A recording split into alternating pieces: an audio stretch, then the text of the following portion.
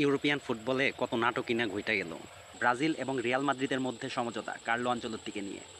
Carlo Ancelotti যাচ্ছে ব্রাজিলে।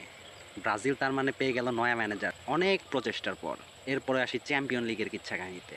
Kylian Mbappe একটা চ্যাম্পিয়ন লিগ জয়ের জন্য পিএসজিকে ছ্যাঁকা দিয়ে আসলো রিয়াল মাদ্রিদে। ভাগ্যের কি পরিহাস, রিয়াল মাদ্রিদ বাদ পড়ে গেল কোয়ার্টার ফাইনালে। আর ক্লিয়ান এমবাপ্পে সেই সাবেক ক্লাব পিএসজি, সেই পিএসজি আজকে ফাইনালে। অন্যদিকে বার্সেলোনার ট্রেবল জয়ের শখ ছিল এবার, কিন্তু আফসোস এইখানেও তারা ব্যর্থ।